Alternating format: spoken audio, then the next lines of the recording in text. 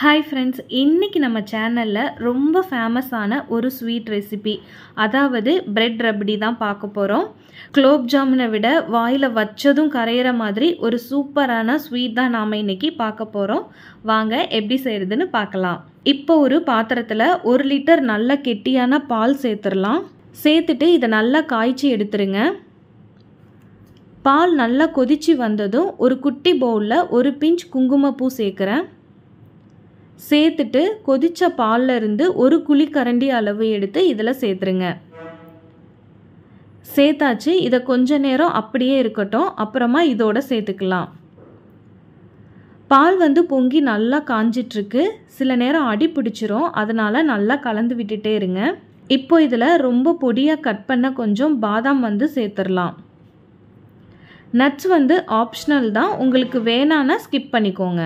அடி பிடிச்சிடாம நல்லா கலந்து விட்டுட்டே இருங்க. இப்போ இதில் ஆல்ரெடி குங்குமப்பூவில் பால் சேர்த்துருந்தோம்ல, நல்லா கலராக வந்திருக்கு. அதை இதில் சேர்த்துடலாம். சேர்த்துட்டு கலந்து விடுங்க. இதில் குங்குமப்பூ சேர்க்கறதுனால அழகான கலரும் நல்ல ஒரு ஃப்ளேவரும் கிடைக்கும். இது மாதிரி நல்லா கலந்து விட்டுட்டே இருங்க. மேலே பார்த்தீங்கன்னா ஆடை மாதிரி வருது இல்லையா, அது ரொம்பவே முக்கியம். ஸோ ஆடையை உள்ளே இழுத்து விட்டுட்டு கலந்து விட்டுட்டே இருங்க. ஓரத்தில் ஆடை இருந்தால் கூட பாலோட சேர்த்து நல்லா அடி பிடிச்சிடாம கலந்து விட்டுட்டே இருங்க. இப்போ பாருங்க, பால் ஓரளவுக்கு வத்தி வந்துருச்சு. இப்போ இதில் உங்கள் இனிப்புக்கு தகுந்த மாதிரி சுகர் ஆட் பண்ணிக்கோங்க. நான் ஆட் பண்ணுறத காட்டலை, நீங்கள் ஆட் பண்ணிக்கோங்க. சுகர் சேர்த்துட்டு அடி பிடிச்சிடாம இருக்கிறதுக்கு நல்லா கலந்து விடுங்க. இப்போ பாருங்க, இன்னும் வத்தி நல்லா கெட்டியாக வந்துட்டுருக்கு. பாருங்க, நல்லா திக்காகி வந்துருச்சு. எந்த அளவுக்கு திக்காக இருக்குன்னு பாருங்க. இப்போ ரப்டி ரெடியாக இருக்கு. இப்போ இது இருக்கட்டும். இப்போ அடுத்த ஸ்டெப் என்னன்னா, ஒரு பேனில் 1 கப் அளவு சுகர் சேர்த்துடுறேன். கூடவே 1/2 கப் அளவு தண்ணி சேர்த்துட்டு நல்லா கலந்து விட்டுக்கோங்க. இதுக்கு பாகுபதெல்லாம் வேணாம், ஜஸ்ட் சுகர் தண்ணியில் கரைஞ்சாலே போதும். 1 கப் சுகருக்கு 1/2 கப் தண்ணீர் சேர்த்துட்டு நல்லா கரைஞ்சி வந்ததுக்கு அப்புறமா ஸ்டவ் ஆஃப் பண்ணிடுங்க. அவ்வளோதான், தனியாக எடுத்து மூடி வச்சிருங்க, சூடு ஆறாமல் இருக்க. இப்போது அடுத்தது நான் ஒரு 6 பிரெட் ஸ்லைஸ் எடுத்திருக்கேன். அதை இது மாதிரி ஷேப்பில் நான் கட் பண்ணி எடுத்திருக்கேன். உங்களுக்கு எது மாதிரி வேணுமோ அப்படி நீங்கள் கட் பண்ணி எடுத்துக்கோங்க. இப்போது அடுத்ததாக ஒரு கடாயில் ஆயிலை ஹீட் பண்ணிக்கோங்க. அதில் நாம் கட் பண்ணி வச்ச பிரெட் துண்டுகளை சேர்த்துடலாம். ஆயில் பார்த்திங்கன்னா நல்லா சூடாக இருக்கணும், அப்போ தான் ப்ரெட்டில் ஆயில் குடிக்காது. நல்லா கோல்டன் ப்ரௌன் கலரில் டீப் ஃப்ரை பண்ணி எடுத்துக்கோங்க. இது மாதிரி எல்லா பிரெட் பீசஸையும் ஃப்ரை பண்ணி எடுத்துக்கலாம். அடுத்த ஸ்டெப் என்னென்னா, நாம் சுகர் சிரப்பு ரெடி பண்ணி வச்சுருக்கோம் இல்லையா, அதில் சேர்த்துருங்க.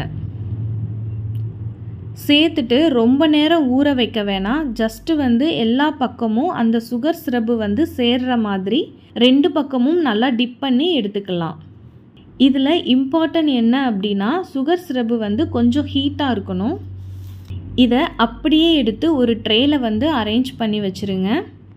இது மாதிரி தான் அரேஞ்ச் பண்ணி வைக்கணும் அப்படிலாம் இல்லைங்க, உங்களுக்கு எப்படி தோணுதோ அது மாதிரி நீங்கள் அரேஞ்ச் பண்ணி வச்சுக்கலாம். இப்போது இது மேலே நம்ம ஆரம்பத்திலேயே செஞ்சு வச்ச ரப்டியை மேலே சேர்த்துடலாம். ரொம்ப மூழ்கிடக்கூடாது, ஆங்காங்கே கொஞ்சமாகவும் இருக்கக்கூடாது. இந்த மாதிரி லேசாக மட்டும் பிரெட்டு தெரிகிற மாதிரி சேர்த்துக்கோங்க. ஃபைனலாக டெக்கரேஷனுக்காக பாதாம் பருப்பு கொஞ்சமாக தூவி விடுறேன். பிரெட் ரப்டி நிறைய இருந்தால் தான் சூப்பராக இருக்கும். அவ்வளோதான், நம்மளோட சூப்பரான பிரெட் ரப்டி சூப்பராக ரெடி ஆயிடுச்சு.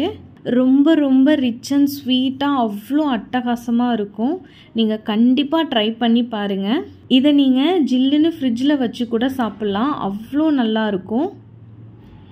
இந்த ரபடியை மட்டும் நீங்கள் குல்ஃபி மாதிரி கூட செஞ்சு சாப்பிட்லாம், அவ்வளோ டேஸ்ட்டாக இருக்கும். ஃப்ரெண்ட்ஸ், இதே மாதிரி ஒரு டிஃப்ரெண்ட்டான ஒரு ஸ்வீட் ரெசிபியை நீங்களும் உங்கள் வீட்டில் ட்ரை பண்ணி பாருங்கள். ட்ரை பண்ணி பார்த்துட்டு எப்படி இருந்துச்சுன்னு கமெண்ட்ஸில் சொல்லுங்கள். தேங்க்யூ.